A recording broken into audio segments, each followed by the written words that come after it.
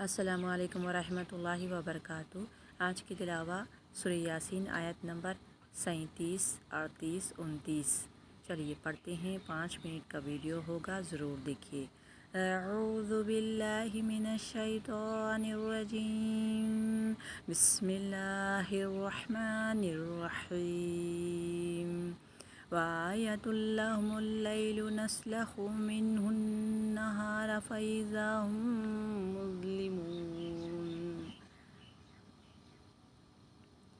والشمس تجری لمستقر لها ذلك تقدیر العزیز العلیم۔ والقمر قدرناه منازل حتى عاد كالعرجون القدیم۔ چلیے اس کو سمجھتے ہیں، یہ آیت کیا کہہ رہی ہے۔ یہ آیت کہہ رہی ہے یعنی رات اور دن کے بارے میں اس میں اللہ سبحانہ و تعالیٰ سمجھا رہے ہیں۔ ان کے لیے ایک اور نشانی رات ہے، ہم اس کے اوپر سے دن ہٹا دیتے ہیں تو ان پر اندھیرا چھا جاتا ہے۔ یعنی رات ایسی نشانی ہے جو ہم اس میں آرام کرتے ہیں، پھر آرام کرنے کے بعد اللہ تعالیٰ دن کو ظاہر کر دیتے ہیں تاکہ ذریعہ معاش اور دن کا کام کرو، تاکہ تم کو صحت ہو جائے۔ تو یہی چلیے ورڈ ٹو ورڈ کرتے ہیں۔ واو ہوتا ہے جوڑنے کے لیے ہوتا ہے، یعنی اس کی میننگ اور حرف عطف کہا جاتا ہے۔ آیتن، آیا یعنی نشانی، اور ایک نشانی ہے لہم ان کے لیے، لا پلس ہم ان کے لیے، لا حرف جر ہے۔ لیل، لیل یعنی رات، لیلو رات، رات بہت بڑی نشانی ہے ہمارے لیے۔ لخو ہم کھینچ لیتے ہیں، سلخ یعنی کھینچنا، ہم نون یہ نحنو ضمیر ہے یعنی ہم کے لیے۔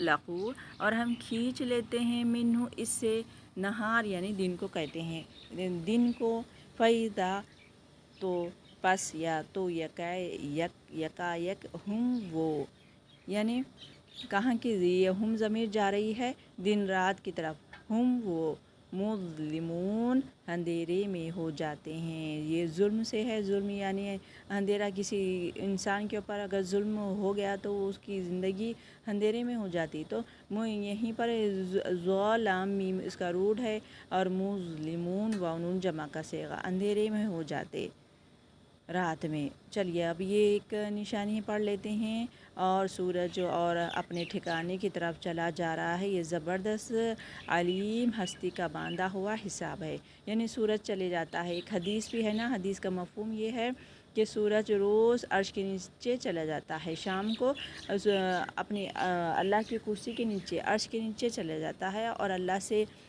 کیا کرتا ہے، اجازت مانگتا ہے کہ اللہ تعالیٰ کہاں سے نکلوں، تو اللہ تعالیٰ اسے اجازت دیتے ہیں مشرق سے، کل قیامت کے دن وہ مغرب سے نکلے گا۔ تو یہی کہ روز جا کے وہ اللہ کی اجازت مانگتا ہے، اللہ تعالیٰ اسے اجازت دیتے ہیں۔ اب سورج دیکھیے مجال نہیں ہے کہ چاند کی روشنی، چاند اس کو گرا دے، یا مجال دونوں میں ٹکراؤ ہو جائے، کوئی درہم برہم نہیں کر سکتا واحد اللہ کے۔ چلیے اب یہ سورج اور اپنے ٹھکانے کی طرف چلا جا رہا ہے۔ یہ زبردست علیم ہستی کا باندھا ہوا نظام ہے، حساب ہے، اللہ تعالیٰ ہی اسے باندھے ہوئے ہیں۔ والشمس اور سورج، تجری چل رہا ہے، بہتی ہے نہیں کہیں گے، سورج بہتا ہے نہیں کہیں گے، کیونکہ معنی تبدیل ہوتے ہیں، وہ چل رہا ہے کہیں گے۔ تقرن ٹھکانے کی طرف، یعنی اللہ اس کا ٹھکانہ کیا ہے، روز نکلنا، لہا اپنے، ذالکا یہ، تقدیر العزیزی یہ اندازہ ہے، تقدیر ہے، عزیزی بہت زبردست کا، علیم جاننے والے کا۔ اب دوسری آیت پڑھتے ہیں۔ یہ آیت کہہ رہا ہے کہ چاند ان کے لیے ہم نے منزلیں مقرر کر دی ہے، یہاں تک کہ ان سے گزرتا ہوا اور پھر کھجور کی سوکھی شاخ کے مانند رہ جاتا ہے۔ یعنی چاند بھی دیکھیے کبھی بڑا کبھی چھوٹا ہو جاتا ہے، تو اس کے بارے میں بتا رہے ہیں۔ چلیے ورڈ ٹو ورڈ، والقمرہ اور چاند، چاند واو حرف عطف، القمرہ یہ اسم ہے، قدرناہ قدرت سے ہے، یہ مقرر کیے ہم نے اس کی، منازل منازلے، حتیٰ یہاں تک کہ اعدا وہ دوبارہ ہو جاتا ہے، کل عرجونی کھجور کی سوکھی شاخ کی طرح، کیا سورج؟ القدیم جو پرانی ہو، یعنی ٹہنی، باریک ٹہنی کے جیسا وہ چاند ہو جاتا ہے، کبھی بڑا کبھی چھوٹا۔ چلیے چلتی ہوں، وآخر دعوانا الحمدللہ رب العالمین۔ السلام علیکم رحمۃ اللہ وبرکاتہ۔